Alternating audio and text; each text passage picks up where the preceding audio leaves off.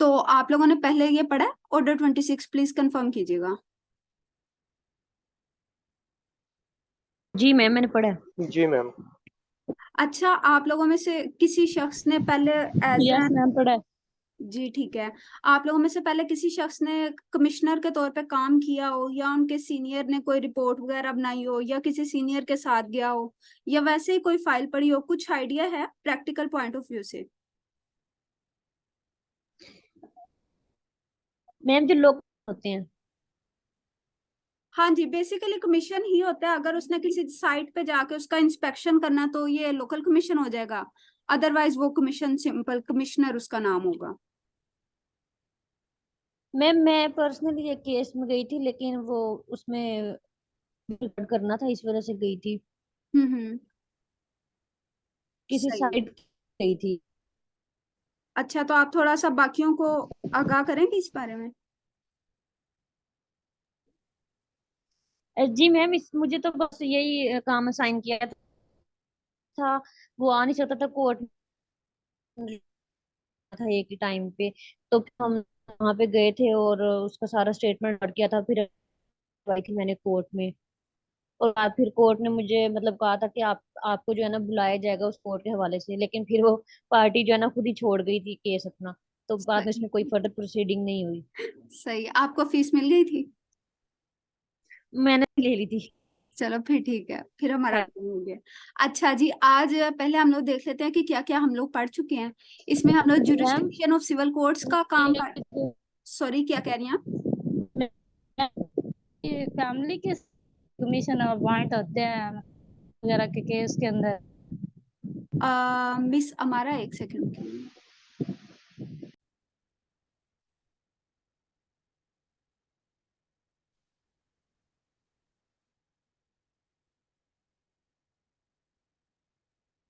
अच्छा, इसके अंदर सबसे पहले हम लोगों ने क्या किया था, जुरिस्डिक्शन के बारे में किया था। फिर हमारे पास ऑर्डर 1 था, order 2, order 3, order 4, order 4A, ये सारे किए थे। फिर हम लोगों ने ऑर्डर 23 किया था, ऑर्डर 24 किया था, और ऑर्डर 25 किया था। आज जो मेनली हमारे टॉपिक्स हैं वो ऑर्डर 26 है। उसके बाद हम लोग करेंगे ऑर्डर 22, और अगर टाइम बचा तो ऑर्डर 5 भी करेंगे। ठीक है, और इंशाल्लाह कर लेंगे। अब आपको पहले मैं इस कमीशन के ऊपर लेके जाने से पहले एक चीज ना, प्रोसीजर इसका डे 1 से लेके लास्ट तक सारा समझा देती हूँ। और ये सारी प्रोविजंस ना ऑर्डर 26 के अंदर स्कैटर्ड है। बाद में मैं आपको इंडिकेट करवा दूंगी कि कौन सी प्रोविजन किस जगह पे काम करती है, लेकिन पहले हमें ये पता होना चाहिए कि अगर एक शख्स जो है वो बतौर अपॉइंट होता है कहीं पे, क्या उसको कहते हैं, लोकल कमीशन, तो वो क्या क्या ऐसे काम है जो सर अंजाम देता है, और किस किस तरीके से सर अंजाम देता है, किस तरीके से वो शख्स जो है वो अपॉइंट होता है कोर्ट के ऑर्डर के जरिए, कि वो कमीशन के तौर पे एक्ट करेगा। और उसके बाद हम ये देखेंगे कि किन किन सूरतों में हो सकता है। और इसके अंदर अगर आप लोग रेलिवेंट प्रोविजंस पहले लिखना चाहें तो आप लिख सकती हैं सेक्शन 75 से लेकर 78 तक, इसका सेक्शन पोर्शन में, और ऑर्डर पोर्शन में हमारे पास ऑर्डर 26 है। इसके अलावा हाईकोर्ट रूल्स एंड ऑर्डर्स में जो चैप्टर नंबर 10 है वो इससे डील कर रहा है डायरेक्टली।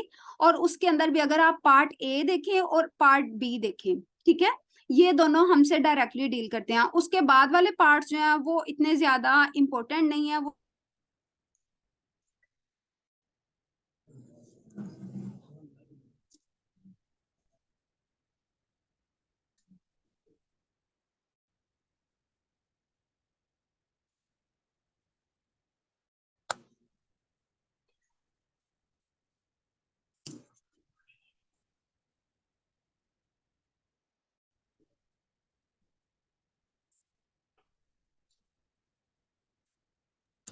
अच्छा, मेरे को मेरी आवाज आ रही है, प्लीज कंफर्म कीजिएगा। Yes ma'am.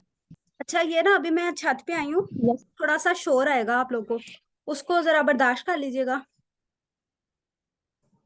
और अपने ना कैमरा वगैरह बंद कर लें।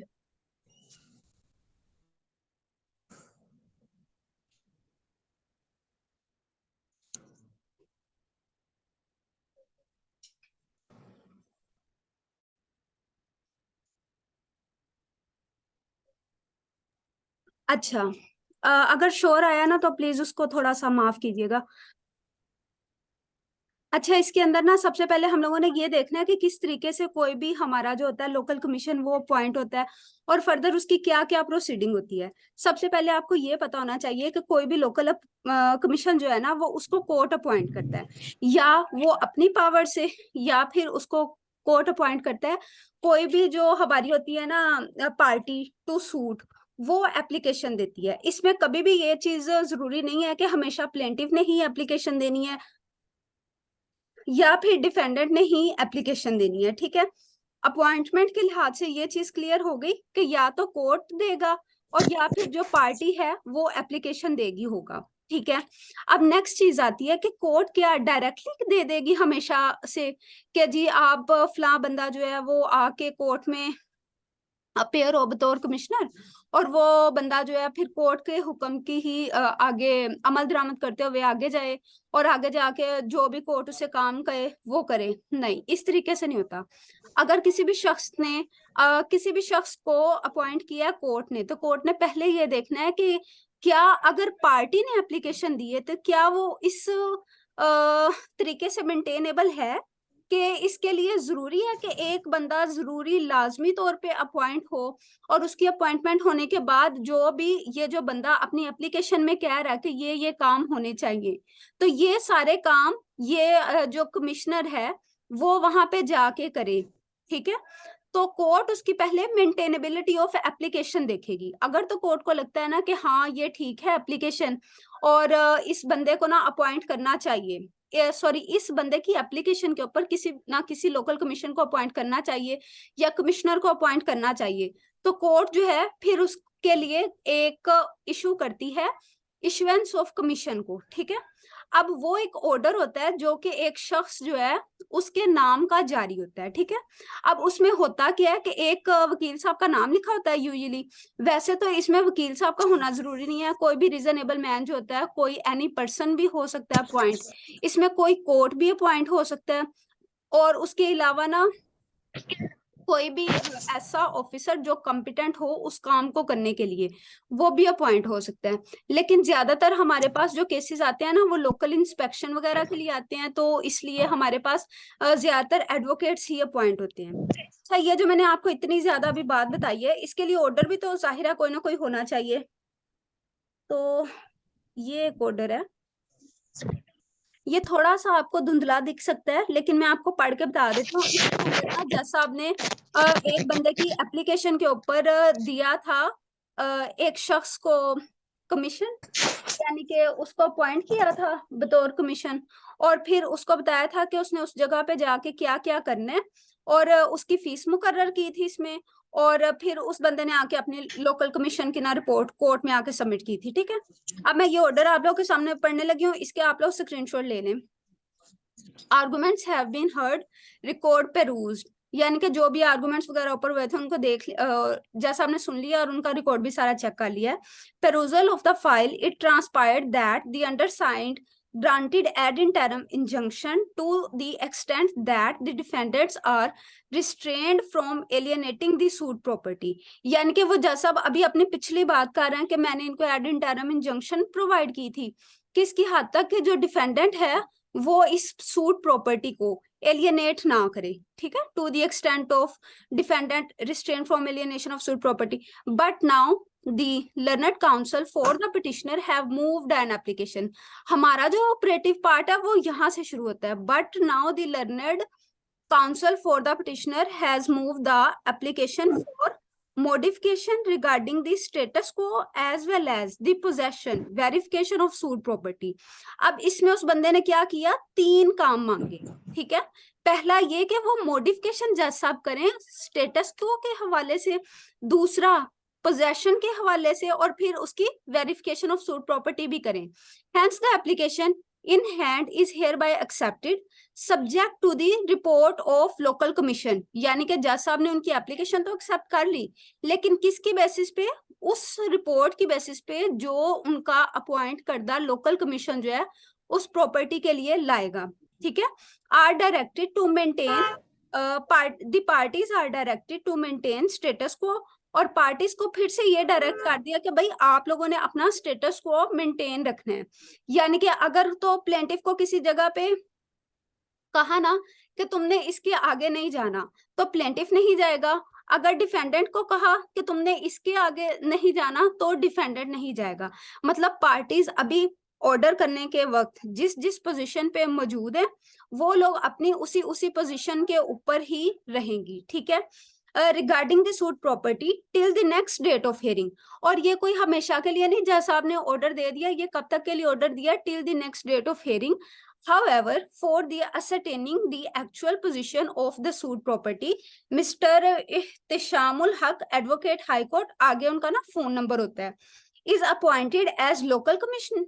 और मिस्टर इह्तिशामुल हक को, जो कि एडवोकेट हाई कोर्ट है, उनको लोकल कमीशन के तौर पे अपॉइंट कर दिया। Fee of the local commission is fixed at 25,000। तो जो उसकी फीस है वो 25,000 है, which shall be paid by the plaintiff. अब जिसको पे करना है प्लेंटिफ ने ये कोर्ट ने ना खुद डिटरमिन करना होता है कि किस बंदे ने लोकल कमीशन की फीस को डिटरमिन करना है और कितनी फीस को डिटरमिन करना है। इन दोनों का ताल्लुक इस चीज से है कि एप्लीकेशन किसने दी है, इस एप्लीकेशन का फायदा किसको होगा अपेरेंटली, और इसके अंदर अखराजात कितने होंगे लोकल कमीशन साहब के उस जगह पर जाने के। और उसके अलावा नंबर 2 पे क्या चीज कि उस जगह पे क्या उसे किसी और चीज की तो जरूरत नहीं पड़ेगी। अगर उसको एक बार 25,000 रुपया उसकी हो चुकी है ना मुकर्रर, लेकिन अब उसको किसी एक्सपर्ट की वहां पे जरूरत पड़ गई है, तो अब क्या होगा, वो यहाँ पे कोर्ट के पास वापस आएगा, कोर्ट के पास अप्लाई करेगा कि जैसा मुझे तो एक एक्सपर्ट के ओपिनियन की जरूरत पड़ गई है जिसकी बेसिक फीस ही 1 लाख रुपए है। तो यहाँ पे जैसा आप जो है ना वो उसकी फीस को 25,000 में ऐड उतना पैसा कर देंगे जितना जज साहब को मुनासिब लगता है, ठीक है। और ये फिर 25,000 रुपया तो उसको पहले से ही मिल चुका होगा, लेकिन जो बाकी की रकम है वो फिर कोर्ट ऑर्डर करेगी। जब तक इस अमाउंट को जमा नहीं करवाया जाएगा तब तक ये प्रोसीडिंग आगे नहीं चलेगी। यहाँ तक आपको समझ आ गई है? Yes miss. यस ठीक है, अब इसका बाकी का हिस्सा देख लेते हैं। द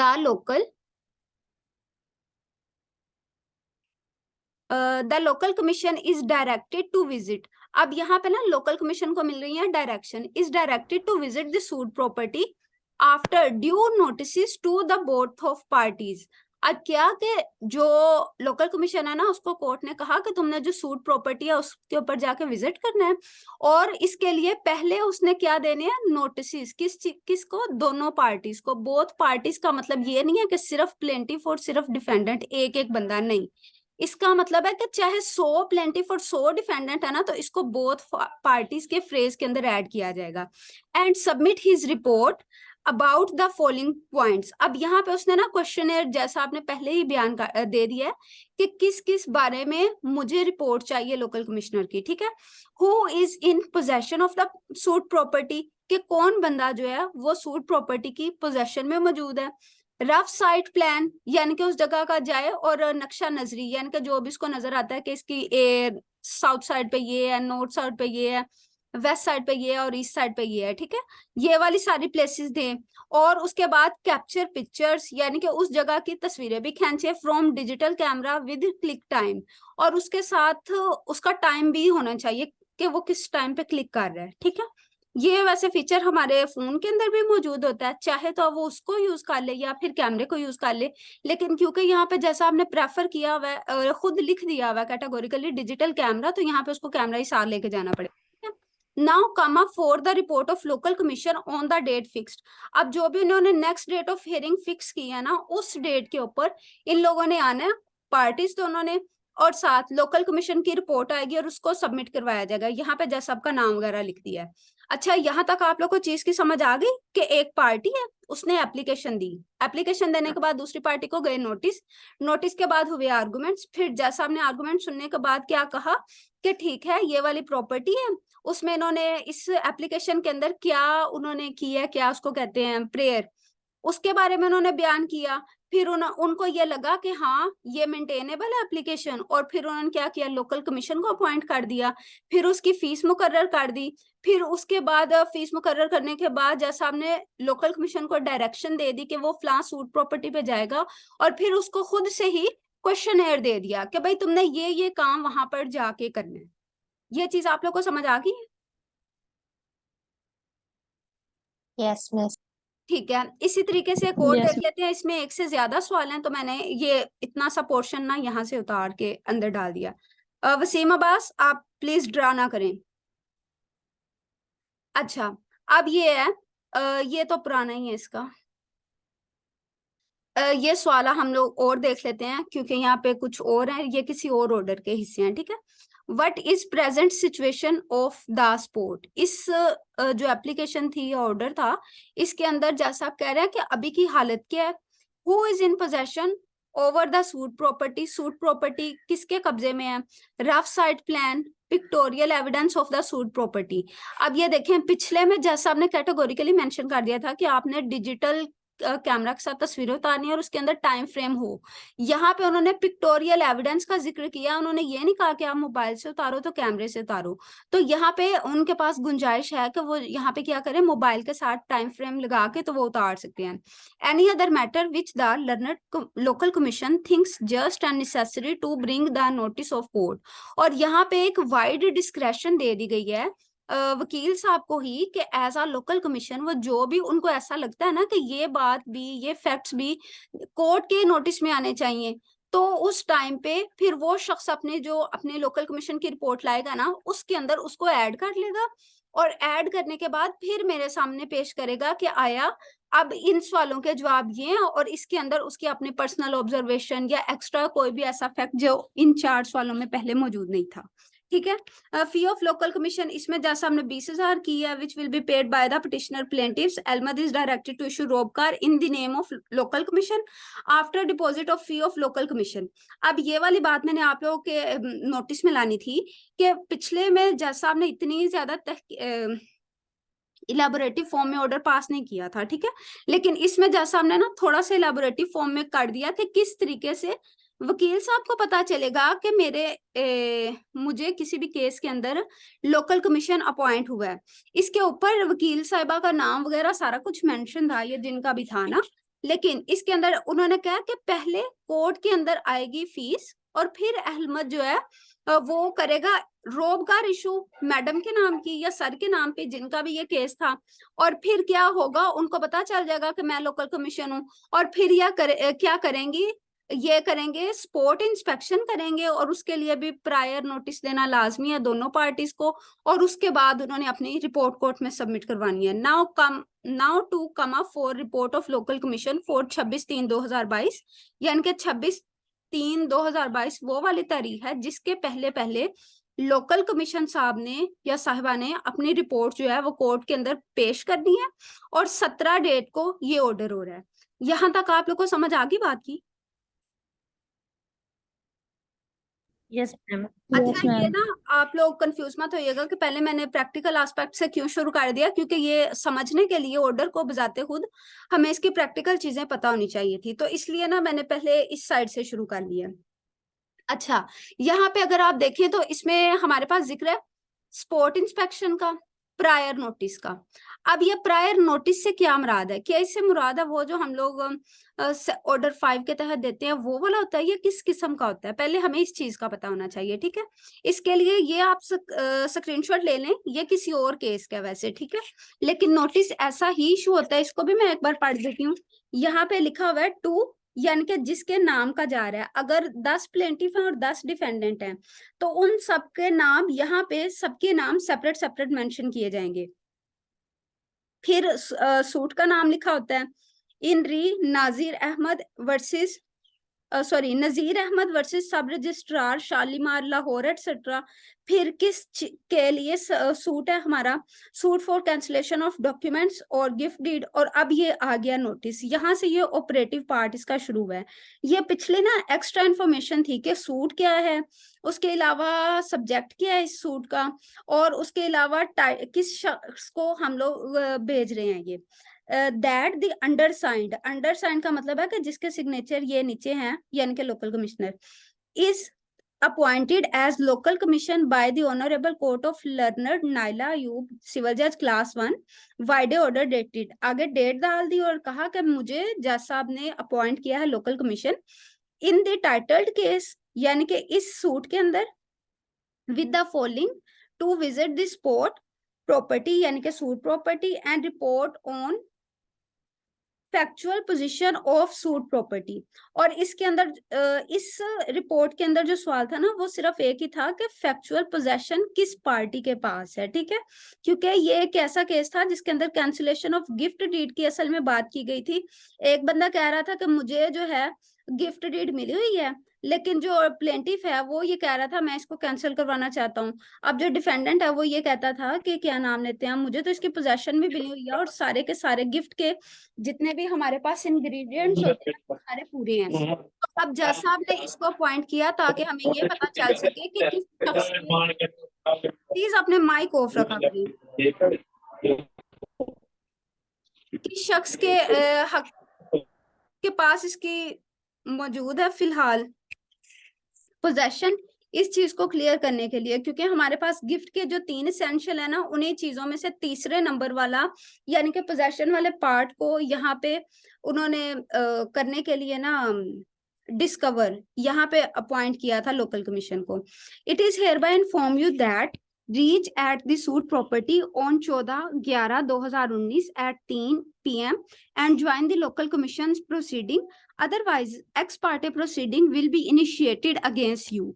यहाँ पे ये जो ex parte proceeding है ना, इस चीज को आप लोगों ने ना अपने फिलहाल नोट कर लें कहीं पे, क्योंकि इसकी एक्सप्लेनेशन भी मैं आपको आगे जाके दूंगी। यहाँ पे जो है ना हमारे पास लोकल कमीशन साहब, उन्होंने यहाँ पे 3-4 बातें की हैं कि मुझे इस कोर्ट ने अपॉइंट किया है और इस कोर्ट ने मुझे ये वाला क्वेश्चन डिटरमिन करने के लिए आपके पास भेजा है और भेजेगा, सॉरी, और इसके अंदर क्या होगा कि ये वाली डेट है यानी कि 14/11, इस डेट को आपने 3 बजे सूट प्रॉपर्टी के ऊपर मौजूद होना है। जो बंदा वहां पे मौजूद होगा मैं उसके बयान वगैरह लिख लूंगा, और जो वहां पे मौजूद नहीं होगा उन सबको क्या करूंगा, उन सबको मैं एक्स पार्टे प्रोसीड कर दूंगा। अब यहाँ पे डेफिनेटली आपके दिमाग में सवाल आना चाहिए कि जो एक्स पार्टे प्रोसीडिंग का होता है पावर, ये तो कोर्ट का होता है, तो यहाँ पे ये लोकल कमीशन किस तरीके से एक्स पार्टे प्रोसीडिंग कर सकता है, ये क्वेश्चन है, इसको होल्ड ऑन कीजिएगा। और नेक्स्ट हम लोग आगे देखते हैं कि आगे क्या चीज है हमारे पास। अच्छा, अब ऑन द फिक्स डे, जैसे ये 14/1/2019 है, इस तारीख को ना अब लोकल कमीशन ने जाना अपनी उस जगह पे जिस जगह पे उसने फिक्स किया है, यानी कि सूट प्रॉपर्टी, क्योंकि यहाँ पे हम लोग किसके हवाले से कर रहे हैं, लोकल इंस्पेक्शन के हवाले से अभी तक सारी की सारी लोकल कमीशन की रिपोर्ट पढ़ रहे हैं। अब जब उस बंदे ने वहां पे जाना है ना, तो वहां पे ऐसे नहीं जाना कि भाई जाएगा और वहां पे बैठ बूठ के आ जाएगा या कुछ ऑब्जर्व करके जाएगा, नहीं, ऐसे नहीं करेगा। वो सबसे पहले वहां पे जाएगा और अपनी कार्रवाई को रिकॉर्ड करना शुरू करेगा, ठीक है। ये एक और केस है, नहीं ये सॉरी ये वही केस है नजीर अहमद वाला। इसके अंदर ना उन्होंने क्या किया था कि कार्रवाई लोकल कमीशन, इसका ये मतलब है कि लोकल कमीशन ने स्पॉट पे जाके क्या क्या कार्रवाई ऐसी की थी कि अब कोर्ट को ये लगे कि ये बंदा वाकई वहां पे गया था। ऊपर वैसे ही उन्होंने जज साहब का नाम वगैरह सारा कुछ लिखा हुआ है, वकील साहब ने, नजीर अहमद बनाम सब registrar suit for cancellation of document, फिर कार्रवाई लोकल कमीशन, फिर जनाबे आली। अब यहाँ पे ये फर्स्ट टाइम स्टैंप है ये 3 बजे की फर्स्ट टाइम स्टैंप है कि जब कोर्ट को ये पता चलेगा इस टाइम से कि हाँ ये बंदा वाकई 3 बजे वहां पे पहुंच गया था। ये कि जेरे दस्तखती को अदालत हजा का मतलब है इसी अदालत ने मोरहा 31/10/2019 को बतौर लोकल कमीशन मुकर्रर किया। जेरे दस्तखती ने फ्रीकैन मुकदमा को 11/11/2019 के नोटिस भिजवाए कि वो मोरहा 14/11/2019 को बवक्त 3 बजे दोपहर जायदाद मुतदाविया का दौरा करे। जो जायदाद मुतदाविया ना, ये इमूवेबल प्रॉपर्टी जो कि डिस्प्यूटेड हो उसको कहते हैं। जायदाद मुतदाविया एक अदद मकान, रकबा तादादी 6 मरले 165 मुरब्बा फीट पर शामिल है। अब उसने ब्रैकेट में इसकी एक्सप्लेनेशन दे दी कि इसकी मतलब के कितनी पैमाइश वगैरह।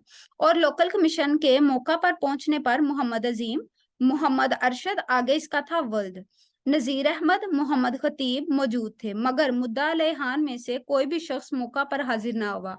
यानी कि वो ये कह रहा है कि प्लेंटिफ्स में से तो सारे लोग आए हुए थे, लेकिन डिफेंडेंट्स में से क्या हुआ था कि कोई भी शख्स मौजूद नहीं था। अब इससे अगली जो लाइन है वो नोट करने वाली है। लिहाजा मौजूदा लोगों की हाजिरी के बाद जेरे दस्तखती ने कार्रवाई को मुद्दा अलैहान के इंतजार के लिए रोक दिया और यहाँ पे अपने उन्होंने सिग्नेचर कर दिया वकील साहब ने, ठीक है। अब इसमें हुआ क्या कि पहले उन्होंने अपनी जनरल सारी की सारी प्रोसीडिंग बताई, फिर यहाँ पे उन्होंने ये बताया कि भाई कौन कौन बंदा वहां पे मौजूद है। अब क्योंकि हमारे पास होता है ना प्रिंसिपल ऑफ नेचुरल जस्टिस के बारे में कि एक बंदे को उसको फेयर मौका मिलना चाहिए अपनी बात को प्रेजेंट वगैरह करने के लिए, तो जस्ट उसी के लिए हम लोग मौका भी देते हैं अदालत में कि भाई इस डेट पे अगर प्लेंटिफ नहीं आया तो next date of hearing, sorry defendant नहीं आया तो नेक्स्ट डेट ऑफ हियरिंग पे डिफेंडेंट आ जाए। तो इसमें उसने क्या किया, फिल वक्त उसने एडजमेंट किया, ठीक है, कि वो क्या कर रहा है, वो कह रहा है मुद्दा लेहान के इंतजार के लिए कार्रवाई को मैंने यहाँ पे रोक दिया है। यहाँ तक आप लोग को समझ आ गई है? Yes ma'am. यस ठीक है। मैम।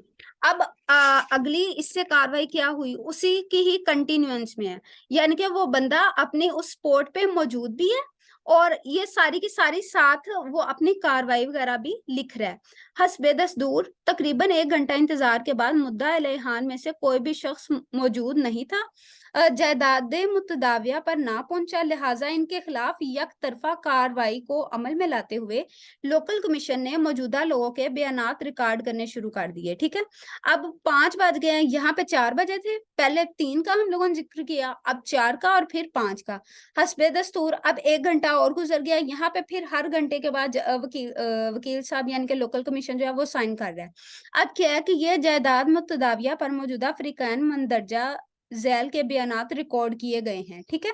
नजीर अहमद वल्द मोहम्मद तुफैल साकिन, आगे उसका पूरे का पूरा एड्रेस लिखा, फिर मोहम्मद अरशद का, फिर मोहम्मद अजीम का, इन्हीं 3 लोगों के उन्होंने लिखे बयानात और फिर उन्होंने किया कार्रवाई लोकल कमीशन खत्म शुद, यानी कि 3 बजे वो बंदा गया था, 4 बजे वो वहां पे उसने वेट किया, 4 बजे तक कोई भी नहीं आया, फिर उसने रिकॉर्डिंग उन लोगों के नाम शुरू कर दिया बयानात, और उनके बयान शुरू करने के बाद उनका जिन जिन के रिकॉर्ड वगैरह कर लिए थे ना उन सबके नाम और पूरी की पूरी डिटेल लिख दी और एंड पे उसने अपनी स्टेटमेंट दे दी कि अभी मैंने लोकल कमीशन की जो रिपोर्ट कार्रवाई है उसको खत्म कर दिया है, ठीक है। यहाँ तक आप लोग को बात समझ आ गई? प्लीज बताइएगा। Yes ma'am. Yes ma'am. ठीक है।